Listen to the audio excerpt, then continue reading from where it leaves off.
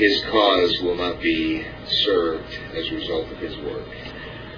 But that's hard to say. Hard to say, but maybe as a result of what you have to say and some of his videos. I might say here, as part of this record, that of course other people have become interested in his history, and there is a book now published entitled The Philadelphia Experiment Murder, which deals with his life and his father's life on the Philadelphia Experiment, published by Sky Books. It's a new book just released this year. And he's mentioned it? Oh, yeah. Phil has mentioned, of course, some of the documentation of his father. They pulled in a number of other people. The inimitable Jack Pruitt, who was station master at Montauk, actually came down to New York with his wife from where he lives in New Mexico to see the lady who was doing the interviewing and actually wrote the book.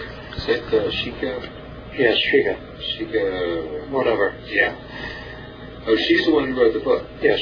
Okay. She tried to get him to talk about the Montauk project, but he would not do it in front of his wife. Maybe he wouldn't do it at all. I'm not sure, but she met him? Oh, yes, she met him physically. Jack Pruitt? Jack Pruitt, the Jack Pruitt.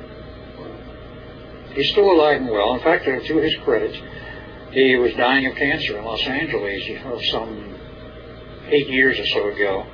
I knew about this through his son, Glenn Pruitt, from New York, whom I know, and he was in visiting with Glenn and other family members. But Glenn knew the history to some extent, but he didn't believe it. He said, "You're trying to tell me that my father was the head of the Montauk Project?" I said, "Yes." And Preston said, "Yes." He says, "Well, if I showed you a picture of him, would you identify him if that's the man?" I said, "Of course, bring us a picture." So Glenn did. I took one look and says, "Yeah, that's Jack Pruitt, the same guy as the station master." He said, "A little fuller in face in that picture than when I remember him." As I remember him. Preston took one look and says, "Yeah, that was him." Okay. That's interesting. All right. Well, Al, thank you for your time. And I hope this sheds a little bit more light on the hidden mystery, really, of our friend Phil Schneider. Mr. Phil Schneider. There are many mysteries connected with his life, and I was privy to some other things, including special photos of him standing next to an early U-2, and also next to the first stealth fighter. Talking about Oscar or Phil? Phil. Phil worked in the Skunk Works, and he was there at the time of the construction of the famous new fighter aircraft, the stealth fighter, and of course the stealth bomber. That Aurora?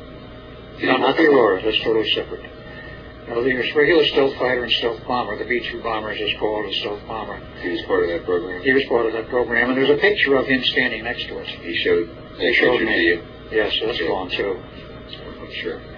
Okay. Thank you, Al.